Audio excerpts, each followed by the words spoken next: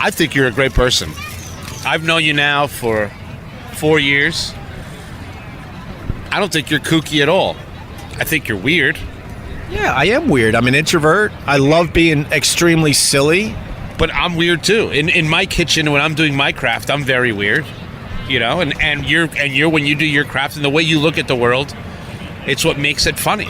But to be honest with you, you just gave me a compliment by calling me weird. I like that. Yeah. But I think one of my biggest problems over the years was, and continues to be to a certain extent, I talk about this with my therapist, I'm an introvert. I'm an introvert. A woman, the therapist. It's a woman. Is she hot? It's a woman. She's not hot? I mean, Are you getting all weird about your therapist? Like she's like your mommy? no, it's weird. I feel like no, it's not my How do mommy. you get weird like this? I love Like, dude, it's like I'm talking about. We're like in a high school locker. Like, did you bang her? Whatever, bro. She's cool. I'll tell you this. She's very sexy for Yes! I knew for an it. older woman. She's very How sexy. old? Very sexy. How old? I don't want to give that away. She's old. Let me guess. Let me look at you for 2 seconds. 58. A little older. She's not hot. See, I think mature women can be very hot, Are man. you kidding me? I've never, and that's why I think I've never had like all these problems other chefs have had, like with the sexual harassment and stuff. I think since I turned 22, I never dated a girl under 40. Literally. Really? Like in New York City and anywhere in California. When I was in California, I was dating a girl that was 57. When I lived out there, and I was 27. Wow. Yeah. That's kind of. I love. That's kind of a turn on. I love. And she was, and my friends. I remember we're at a cocktail party, and she's looking at me, and I'm looking at her, and then like I could see it in her head, like she's like, "Oh my God, this guy's not being friendly. This guy's hitting on me." You know what I mean? And my buddy, who's running the party, goes, "Can you do me a favor and not hit on her?" 10 minutes later, he comes back and goes, "Can you do me a favor and not hold her hand?" 20 minutes later, he's like, "Can you do me a favor and make out somewhere else?" Like, he just kept downgrading the warnings. I love that. He's like, "Are you guys carving on that tree?" I'm like, yeah. So then I go to her house that night. First night I met her. And that's great. Older girls, they know what they want. There's no like, "Oh, let's go watch a movie that no one's going to like a French movie with something." No. They're like, "You want to go home and watch Martha, or whatever that show is, Will and Grace, and eat ice cream?" I'm like, yes, I fucking do. I got pretzels in the car. You know what I mean? So, get to her house. We go through all the procedures. Everything's signed, sealed, delivered. We're all good, right? And wake up the next morning, and I have to get to work, to the restaurant that I'm working for in Sonoma. And she's like, "Just go in the garage and take the convertible. The keys are in it." And it was a 2003 600 SL convertible. And I show up to work and it was like, "Yo, Carl is a straight up chick sugar daddy, bro." Carl does not play. Carl has been in California for 4 days. He has a 600 SL. And I just love the luxury of older women. They're so luxurious. Like, they go with the flow. Nothing bothers them. They're not worried about a rash or a couple pimples here and there. They bang it out. When you said luxury, I was thinking leather skin. You piece of shit. This is exactly why people don't like you. You said luxury and you were talking cars, so I was thinking leather interior. No, what you didn't say? You said leather skin. I know, because You're the one in love with your therapist, weirdo. I'm not in love with her. I can see it. Like the twinkle in your eye. Look at that little. I'll tell you what happened. So Yeah, get up, walk away. we have to walk now? Like we're not hot enough? I love the outdoors, but now we got to walk over there to have a fucking cigarette? This is real life, Opie. This is what you wanted, right? Real life podcast? Yeah, I kind of wanted a real Your podcast. AAA travel log and your. All right, let's go. What I wanted to tell you was the fact with the therapist, it was really refreshing when she basically said, "Look, you're an introvert.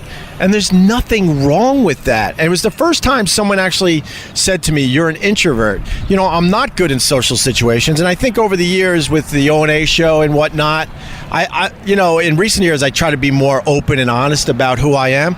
But back then, I wasn't a social guy, and people couldn't really figure me out. And they ended up having all sorts of issues with me that I was unaware of that was happening right in front of my eyes.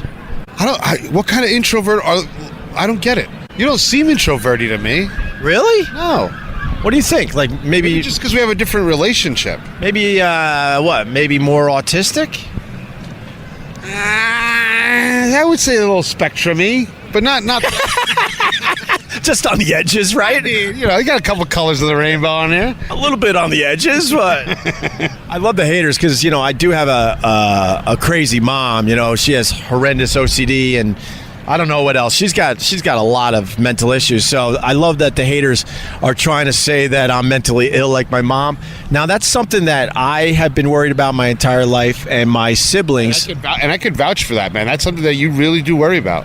And I got basically, tested for all sorts of stuff.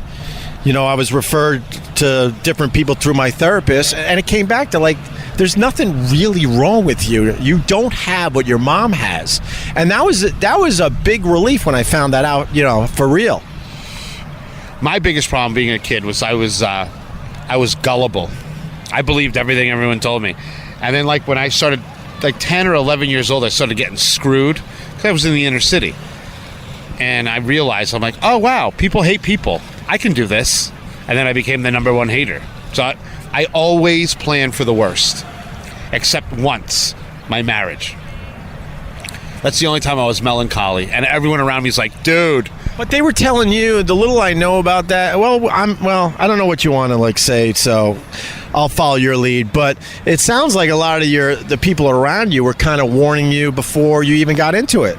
I looked like an F-16 taken off of an aircraft carrier. Everyone's waving flags. I'm like, I got this! And I got hit with a missile like 2 feet off the plane. They're like, God, he's dumb. You know what I mean? But that's what love does to you. It just makes you dumb. Yeah, because you're not that type of guy. You're one of the smartest guys I've ever met in my life. You're really, really street smart. My brother, who is literally one of the smartest people I know, not street smart at all. I remember before I got married, he's like, you sure, man? I'm like, whoa. He's saying that. Like my brother who has the same emotions as Mr. Spock. You know what I mean? He's like, you sure? You sure? And like he called me, like what he called me when I was little, it shook me to my core. He's like, are you sure, Carly, you want to do this? I'm like, oh my God, what am I doing? And then I'm going to tell you a crazy story. So we hire this photographer, and he literally costs as much as a Lexus, right? Like, wedding photography, those people should go to prison, right? Because you're taking pictures of a fat 35-year-old bald guy. You know what I mean? And it shouldn't be that much money. But anyway, that's for another day. So he brought a camera from the 1800s, and it was taking the puffy photos, whatever, on silver paper, whatever. Oh my God, no way. Yes, bro. So I got married at the Library Hotel on Park Avenue, of course. Holy shit. Yeah. And but you would love my speech. So I get up there, and it was a small, intimate wedding. And I get up, and I said, thank you, everyone, for coming. And I know there's not a lot of you here, but today is not about who's here, it's about who's not here. So remember that. And that went out like to everybody, like fucking called us not here. Oh my God. and he's taking pictures of us, and we were supposed to meet in Grand Central Station.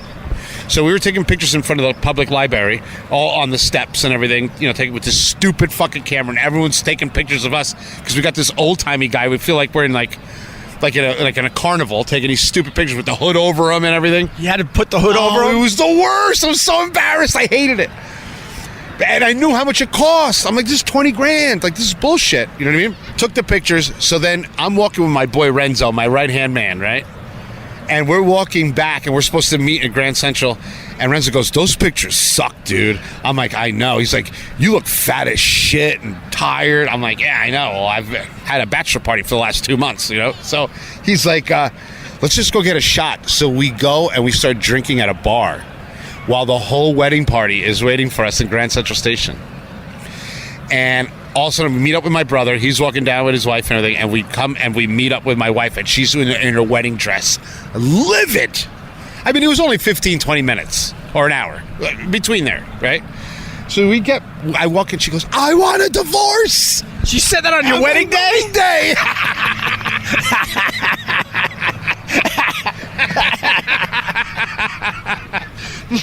That is awesome. Right there, you should have known, though. My brother looks at me, and I look at him, and it's one of those things only brothers can do. Like, he said 1,000 things to me. You know what I mean? And I looked at him, I'm like, what are you going to do? She's just angry. And then fast forward how many years, and then it finally gets... 7 years, it just it hit a cliff. No survivors. No survivors 7 years later. God damn.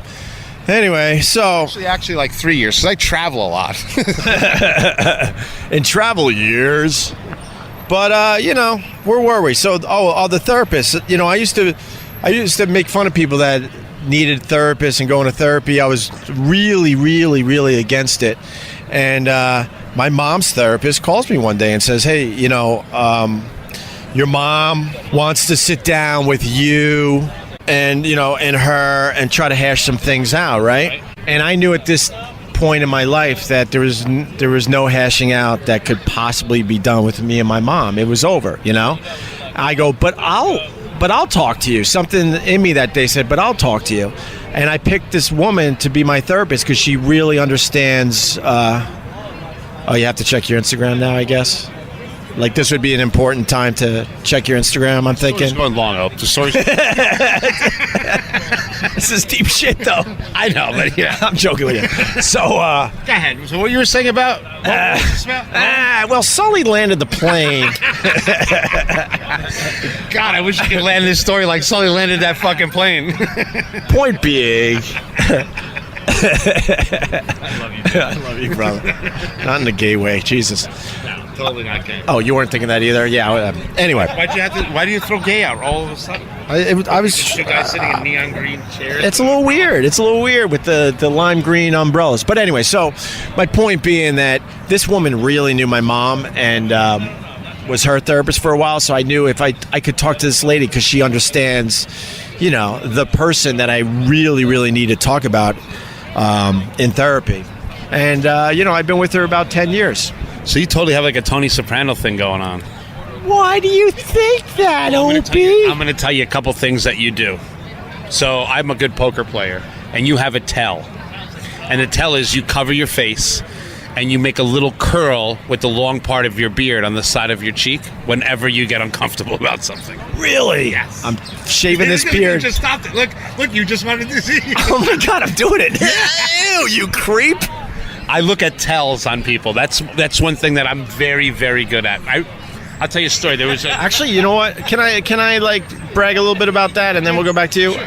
I'm not as good as you. I'm not trying to trump you for sure, but over the years doing radio, there were times people would come in that studio. I'd be so nervous that they were there, like big stars and stuff. And then just like you said, I would see these little ticks and these little tells, and I'm like, I got him. He's nobody in this. You've seen it, right? You know what you used to do in the studio? When you had somebody, you would swat the microphone crane away, and you would lean back in your seat, and you would watch them until they made a mistake, and then you would aggressively grab the microphone again and decapitate them. And it was always a clean, like when you got Phil Collins when I was sitting there. Oh, but I love that guy. Oh, but you got him so good. Like, I was just trying to have fun with him that day. Oh, you got him so good. You got Jerry Springer. I mean, you just knew how to get people. You just knew you knew how to get under people's skin, and that's what you're really good at. Unfortunately, you're good at that in real life too. Well, that's what I was trying to get at with the whole being an introvert and like not being that social, and then not reading that some of the issues and problems that were right in front of my face back in the day. But real story, real talk. I was at SiriusXM for 3 years doing Roland's Food Court. I started that show. I brought in all the guests. I mean, The only chef he knew was the one that was painted on a can with raviolis in it. You know what I mean? But, you know, I showed him the way. I introduced him like he was my brother to everybody. And never nothing. You know, I mean, yeah, I got a couple pair of free sneakers, but I don't look at that as a gift from him. It's just someone else that he knew, and he got 2 pairs instead of 1. Like, that to me isn't real life, right? But I remember one day I was in my car, and you were outside with Sherrod and Vic, and I was leaving because I had to go back to work. And you're like, yo, yo, yo. You see me in the car. You ran into the street, and you threw a $10,000 check into my fucking car. And you looked at me, you said, thank you very much. That I said, you know what? That guy did not have to do that. You did not have to do that. But that you did, I'll go to war for you any day. And I appreciate that. I like that you told people that. I really do, because I really hate sometimes having such a bad reputation out there. Because I mean, I took care of a lot of people over the years, bro. And it goes back to, you know, having a mentally ill mom and worrying about taking care of her and stuff. And then I brought that into my professional life as an enabler. I was an enabler. I'm not saying what I did for you. I wasn't enabling. I mean, I got pretty healthy by the time I was, you know, working with you and the rest of the guys. I've been healthy for actually a really long time, I would say. And that's at least a couple weeks. So I didn't do that to try to, it was just the right thing to do at the time. You know what I'm saying? Just to let you know, I mean, you know, I put the check in the bank, and then Marie probably spent it with her mom at a spa. Oh, Christ. Oh, Lord. Oh, lordy. Yeah, dude. You don't know. I was in a barbarians at the gate. I don't know if I ever told people this. So, you know, I have my mom's therapist. My mom, who, you know, ended up having a problem with her, just some made up who gives a fuck stupid problem, you know, blew off this particular therapist, and, you know, we continued, you know, and I never did that sit down with me and my mom and the therapist, because the hardest thing to do. With the same therapist that you're in love with? Yeah, the same one I'm in love with, yes. The mom. You don't want the mom to tell her stories about you because you're having this little secret affair with her in your head, you weirdo. I gotta say that one of the hardest things I ever did in my life was to pretty much disown my mom for the sake of my mental health, for the sake of my family's health, my kids' health, my wife's health. I had to literally disown my mom, and it was. I don't regret it. I don't look back, but you know, that's how tough my upbringing with my mom was. Yeah, I literally don't talk to her anymore, and I know it's the healthiest thing to do. And no, it was the turning point. Like, I met my wife. I've been with my wife 14 years now. Who I love. I love Lindsay. I mean, the interactions I've had with her are so real. She's very street smart. But anyway, very street smart. You know, my whole life, my mom was just in the way, to be completely honest with you. And then, you know, I met my wife 14 years ago, and I wanted to do things fucking different. I didn't want my mom to be involved just fucking things up with her big dark black cloud that just hangs over the room when she shows up, unfortunately. But I will say this about my mom, because now it sounds like I'm just bashing the hell out of her. She had a great personality. She was one of these people that would make conversation wherever she goes. I got good at being a talk radio show host because of my mom, not my dad. My dad was an awesome guy, but he was really, really quiet. My mom was the one that actually had the personality, and when we were out and about, she lit up and could tell a story and really capture a room. But unfortunately, she also had a dark side to her that she just allowed to engulf her entire soul. Right. And there's times in my life when, whenever I'm doing a big project, I put my mom on hold. Because my mom, she always thinks the worst. And the thing is, like, you're opening a restaurant and stuff, you can't. You know? So I know if I call my mom and I'm like, Mom, I'm opening a restaurant. She's like, wow, you already have one. What are you doing? What are you going to do? Oh, my God. 2, how are you going to do it with the kids? So I tell my mom things after they're done. I can't tell my mother things while they're happening, because then she tries to micromanage them through text messages and phone calls. Like, how's the new restaurant going? Is the other one failing? What's going on? Like, so she kind of narrates whatever I'm doing's own demise. She puts things in my head that shouldn't be there, because I don't think of anything negative. I think I'm the best. This is going to work, and it does. Right. You know what I mean? Yeah. And she thinks you're the worst. that's bad idea, and it doesn't work. And I really believe in that. And I put her on hold, and I'll call. I won't call her for 3 months. And it got to the point where she knows. Like when I was going through this with my wife, the last thing I wanted was my mom. She would have been too negative, and she would have brought it to an even darker place. It got even darker. And then once I called her, and she knows I'm like that, and then when she calls, she's like, what happened? I go, it's over. She's like, okay. Oh, beautiful. Yeah. You know what I mean? I mean, now she's working it backwards. You know what I mean? Yeah. The last straw for me and my mom, me and my wife got married at the Ritz-Carlton in Philadelphia. We did it up. Yeah, we did it up right. That's where I stayed. We did it up right, which is important to the story. I probably wouldn't even have ever mentioned that I got married at the Ritz-Carlton, as I tell this story, but it's important. So a lot of people to this day say it was one of the best nights of their lives because we went all in. It was just... But in all due respect, these are people from Philadelphia, so you had windows and electricity and a roof. Running water. Nothing was on fire. Oh, I can't wait to take you to the row homes. I'm taking Carla to the row homes. You're going to have to deal with some people. But anyway, there wasn't a person there that didn't have a good time except for my mom. This is terrible. There's such a big room. It's so loud in here. What she was pissed off about. So we had a family table, and I had my close friends and a few of my siblings. I'm from a big family. And then there was another table for the rest of my siblings and other people that were close to me. Then there was a third table where my mom was with older people that were friends of the family, okay? And also people that I knew could take care of her because she really has severe mental illness, right? She looked at that as a slight that I didn't have her sitting pretty much right next to me and my wife. Really? Yes. Oh, shit. She looked at that as a slight. I'm looking at it as this is a really important, special day in my life. I want everything to go well. I don't want to have to deal with her problems because there's always problems, always things you got to worry about and take care of. Is mom having a good time? Go over there and talk to her, all that horse shit. Anyway, fast forward a couple days, I'm driving somewhere with my wife. My phone rings. It's my mom. And I answer, I go, hi, Mom. She starts screaming at me. What? You left me out there like a dog at your wedding. Screaming bloody murder. No. She was the only one that wasn't happy and didn't have a good time at my wedding and looked way into the reason why she wasn't sitting at my table. And I couldn't tell her. I was trying to be cool. I couldn't tell her, I can't deal with your issues.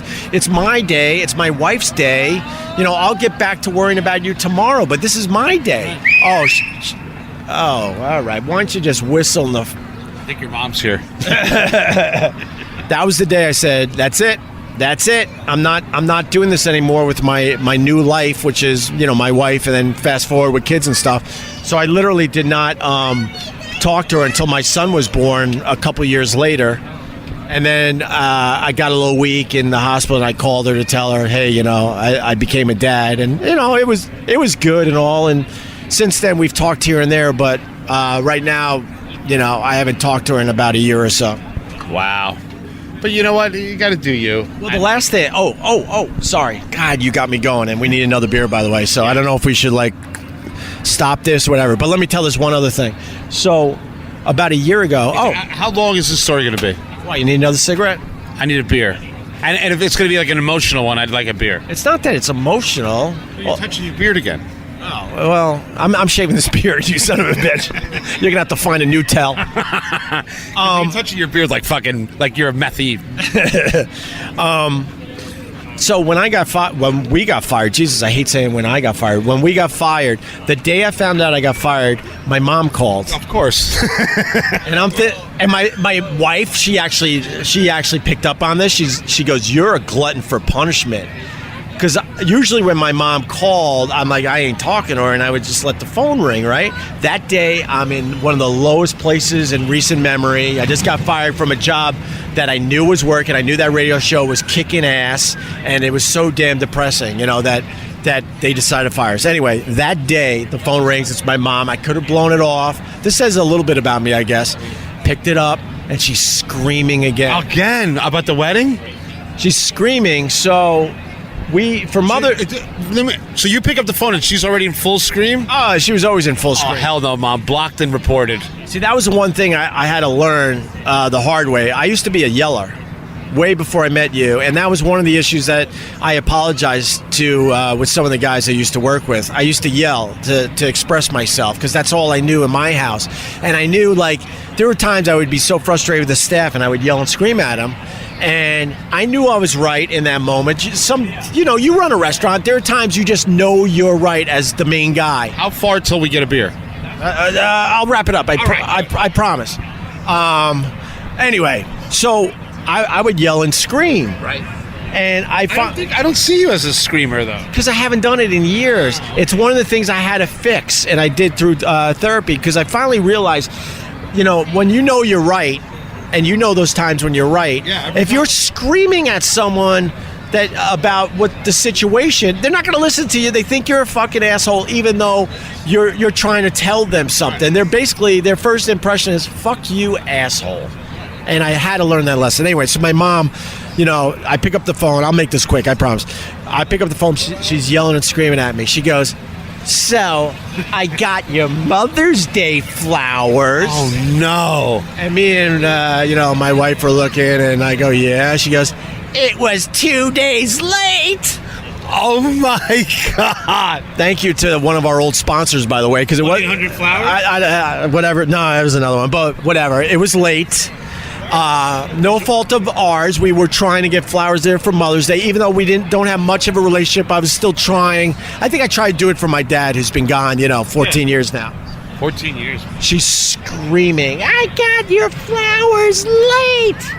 And then she goes, and I got a kick out of your card. She goes, I got a kick out of your card. We wrote something nice like, Happy Mother's Day, hope you're having a good day, love you, blah, blah, blah. In all fairness to her, all bullshit, but I'm playing the game, as well. She goes, I got a kick out of your card. I'm like, what? And then she listed all the cards I haven't sent in the last year. You never sent me a Valentine's Day card, a birthday card, a Christmas card. Screaming, St. Patrick's Day card. Like, it just went on and on. Don't send her no more money. To the shelter she goes. Screaming. And I'm like, oh my God, I just got fired from like a job that I'm really enjoying. Why did I do this to myself? And I hung up. And that honestly is the last time I've talked to her. So that's been another year that has just gone by that I haven't talked to her. Unbelievable. But you got to stay healthy yourself. You can't get messed up with shit like that. No, a lot of people can relate to this. Like I said, the hardest thing to do is to disown someone very, very close to you, like a mom or a father or a brother or a sister. But sometimes, and I wasn't sure for the longest time, but my therapist, she's like, it's very healthy to do this. You have to put up, boundaries after a while. And, and in a way it's sad, but it's also one of the best things you could do. Yeah, I put up boundaries all the time. I give out fuck you sandwiches every day. There's a lot of people I don't talk to.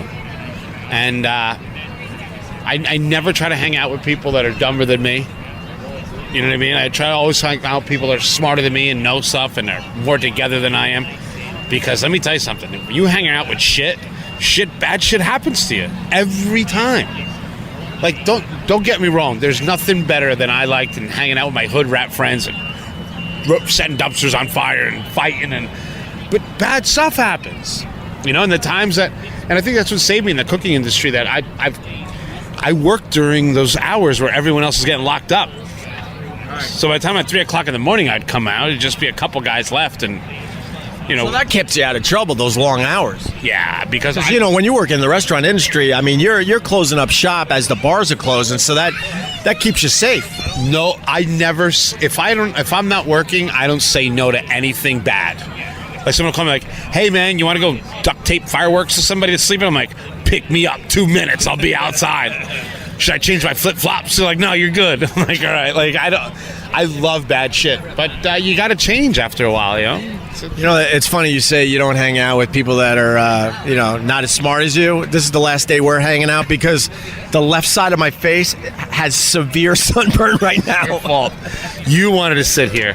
No, I had to because I figured we could be a lot more open and talk if there weren't as many people around us. So no one else is sitting at a table, under the sun. Everyone else has a shady umbrella. You see that? You like that, right? The girls with the muscles? No, I don't, you son of a bitch. We're going to fight. Fucking with Opie today. I hate that more than life. I like when you get nice and vulnerable and then I just say something stupid. I actually, I like going to the gym and stuff, and you see those women, I like a little tone, little tone, and I mean slight. There are women now in these gyms, you can't tell if they're not feminine anymore. They're not soft in any stretch of the imagination. Well, I mean, from what I've noticed, the generation under us, the chicks are dudes and the dudes are chicks. Wow. All the dudes, the young dudes that I hang out with, they're insensitive, they're sensitive, and they're hunted. The girls go after them. Nobody went after me, Opie. I had to literally chase girls down for months and go to buy them shit and do I had no easy road for courtship. The generation that I grew up. Now these dudes are I'm just hanging out, playing video games with my friends. Some girl shows up, takes her top off. It's just a whole nother world. The girls are super aggressive now. I never had to pursue a girl. Well, you're good looking too. I never had to, but they would come my way, and because I was brought up so isolated and protected because my mom was just ridiculously overprotected. I was clueless out there, absolutely clueless. You never even smile at girls. When we go out, you're like fucking Rain Man. You don't say anything, but the girls gravitate towards that. Meanwhile, I'm like, hello, hi, holla, holla, holla, holla, holla, holla, holla, holla, holla, holla, holla, holla. Hello, I'm right here. Yeah. You got flags you're trying to land a plane and they still don't see you. I'm doing card tricks and shit. I'm blowing up balloon animals and stuff. You're doing everything the Golden Knights are doing before they start their hockey games, and the women still don't see you. Exactly. I have the Golden Knights opening ceremony every time I go to a bar. They still can't see you. That was really funny. I know it was. I'm a funny fucking guy. And it's about time people realize that. Fuck you. Not you, to the person that still wants to try to push that narrative forward. He looks like a Gerber baby. Beautiful, right? Yeah, baby, yeah. All right, let's get a beer. Yes. You want to continue? Yeah, why don't we go somewhere and get something to eat? Where you want to go? This is what I want to eat. Fish, steak, mixed with carbohydrates. Beautiful. All right, let's walk. Let's do it. We had fun here. Are we turning this off, or should we just walk? Well, just walk. And keep going? Yeah. All right. I don't even know. I think in there was a lot of stuff that was left open-ended, but that's okay. I do want to talk about Roland. I talked about Roland, I should say, with Robert O'Neill, the guy that killed Osama bin Laden. Yes. Oh my God, can he get one more under his belt? Well, I'll tell you the point. Awesome, dude. I loved him. People loved the podcast I did with him, and I appreciate that. It was a lot of fun. It was really, really a great conversation. But anyway, what I brought up with Robert O'Neill was I'm like, look, dude, when you're with a tight group all those Navy SEALs, they're tight, right? Oh, is she Asian too? Oh, that's not Asian. I'm squinting because of the sun. She's squinting because of the sun, and now you think that she's Asian. Oh, there's the girl you like with the muscles. I don't. Watch out for the pikes. Remember? Jesus. Remember, this is how this started.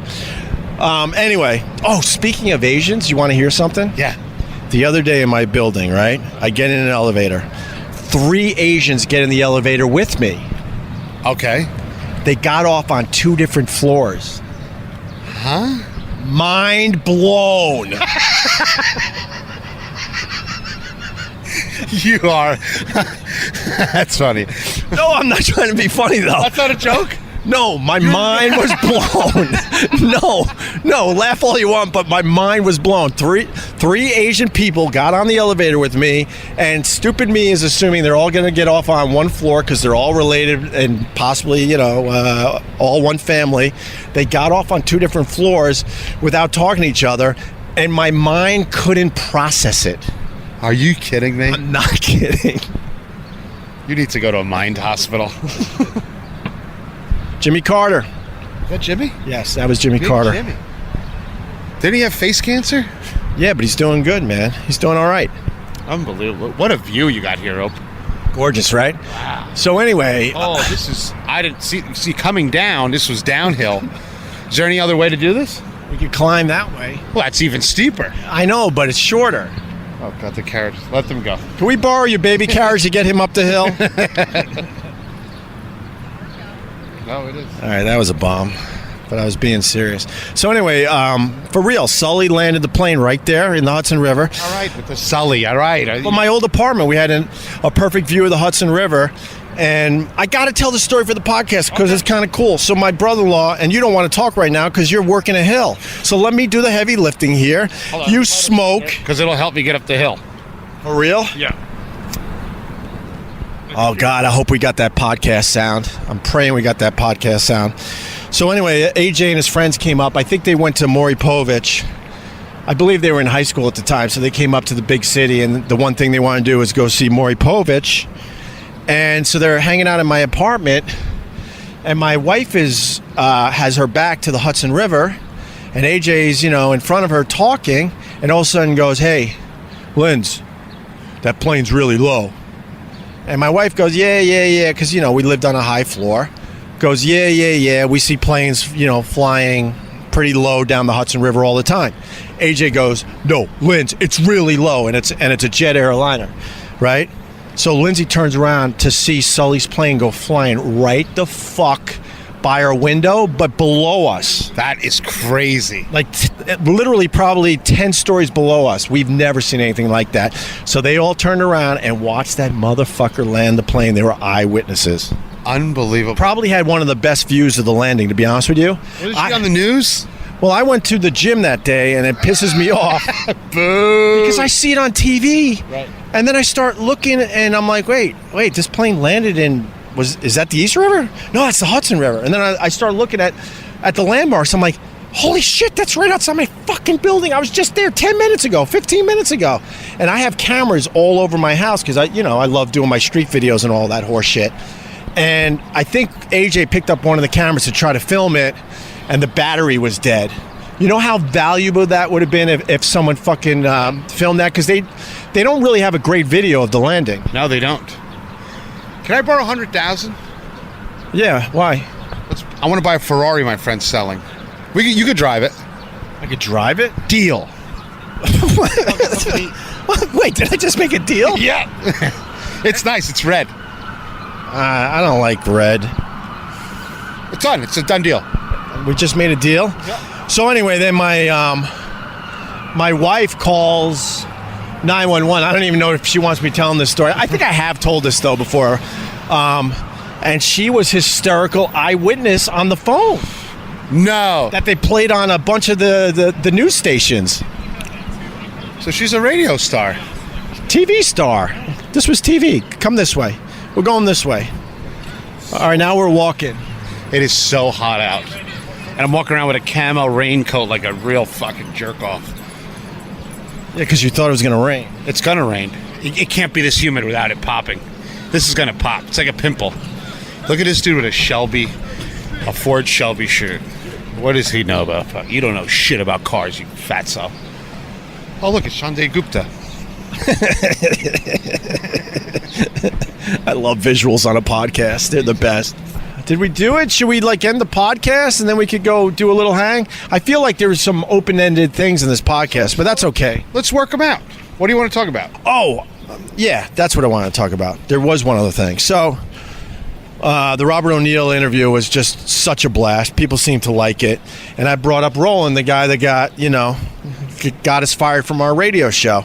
And I asked Robert O'Neill, I'm like, being a Navy SEAL, your boys, you guys are all really, really close. What's that? She must have heard me talking. Uh-oh, your mom. My mom. Let's put her on.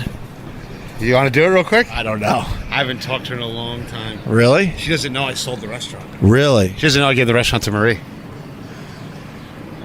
I'll just call her and tell her I'll call her later. But you got to hear her voice. It'd be great. Can we put her voice on the podcast? Yeah. She doesn't speak English. Wait, you're going to speak another language? Bro, what is this, Star Trek? Yeah. Aló, Mami. hijo, al fin contestaste, llevamos tiempo y no sabe nada de ti. ¿Cómo No, tú estás? yo sé que estoy súper busy. Estoy en la mitad de algo. Dame llamarte para atrás en un ratico, ¿ok? Bueno, va. Okay, bye. Wow. That's impressive. What? Like, do you dream in that language? That's the language of love, homeboy. I tried it for 6 years. I sucked. I can go into a restaurant and get all the Latin people that work there all together in one room like Aquaman with fish. You know what I mean? I could really put a hurting on your operation because I speak classical Spanish. You speak that dirty Spanish or I speak like Yolanda Varga on the news. Like I can do it. I do it nice. Nice. So with Robert O'Neill, I was explaining the Roland situation and how we got fired. I said, look, being a Navy SEAL, you're with your boys, you know, and when you get really close with your guys, do you pull pranks on each other? And he goes, oh, God, all the time, right? And then he described some of the pranks that went down, and then I said to him after he would tell me these stories, I go, did you go to HR? And I got a big laugh. Right. And There's no HR Navy SEALs. No, of course not. But the point I made to him was when Are you comparing Roland to a Navy SEAL? You can compare him to a regular SEAL. We should end right there. But my point to Robert O'Neill was, of course there's no HR in the Navy SEALs, but when you have a group of guys that you trust and you like and you're all hanging together, you're going to pull pranks and do stupid shit with each other. That's why... You were the only one trusting, brah.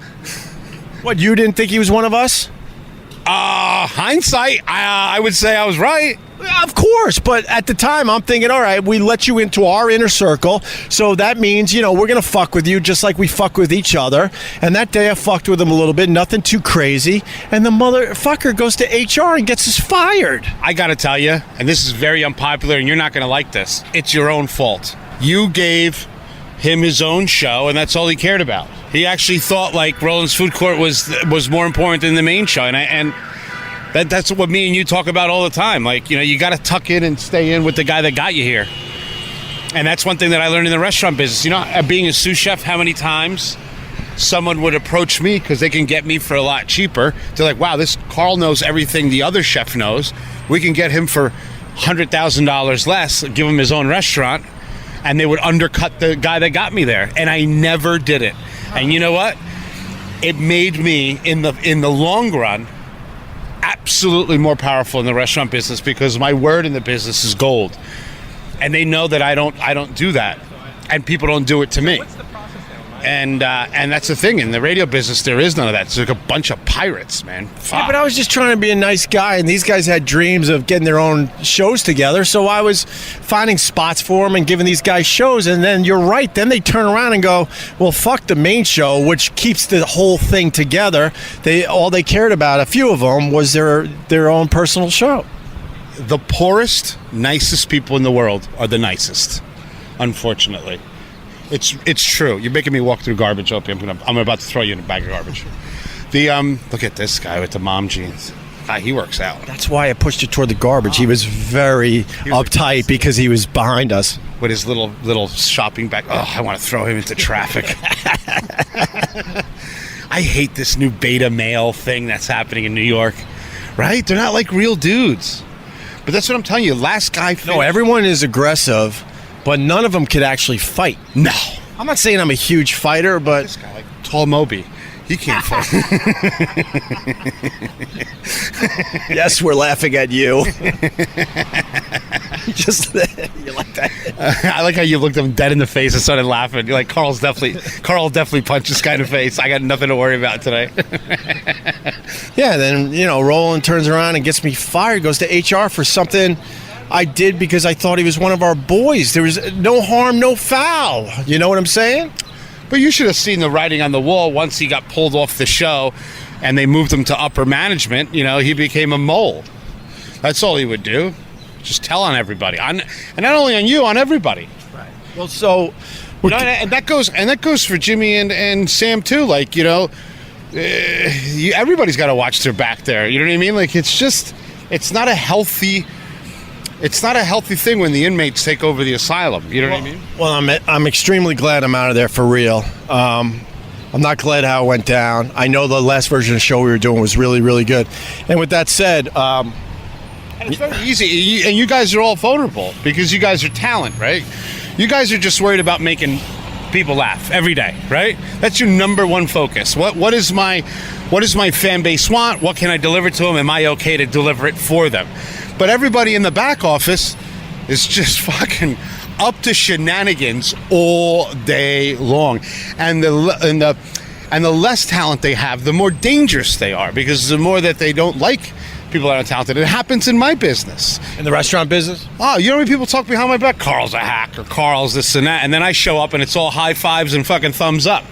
You know what I mean? You just described my fucking life 100%. I got probably fired because we went into the Howard Stern's area that day.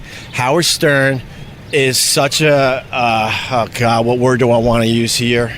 Careful, he's got a lot more money than you. Big fan, Howard. Big fan, Robin, and the limo driver guy, and Baba Booey. Oh, Carl just jumped into an Uber. That's weird. I ain't stupid. This is my problem, though. I never was able to play the game and just keep my fucking mouth shut. That is one of my problems. I understand it's one of my problems, and I don't know if I actually want to work on that one. But anyway.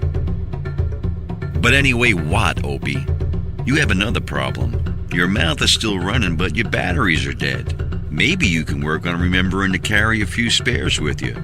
It's a portable recorder that takes electricity. It doesn't run off the sun or good vibes. That said, you'll have plenty of time on future episodes to vent, reflect, tie up a few loose ends, and make Carl want to vomit in his own mouth with stories about shaman, betrayal, and karma. Come to think of it, this episode ends just like a therapy session. Right when you're going deep, the clock cuts you off and it's time's up.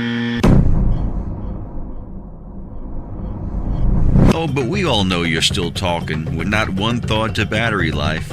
And sadly, Carl's the only one listening. Okay, Opie, go ahead. Boo, boo, boo, boo, boo, boo, boo. Opie Radio. Boo, boo, boo, boo, boo, boo, boo. Boom, boom, boom, boom. Boo, boo, boo, boo, boo, boo. Boo, boo, boo, boo, boo, boo, boo, boo, boo, boo.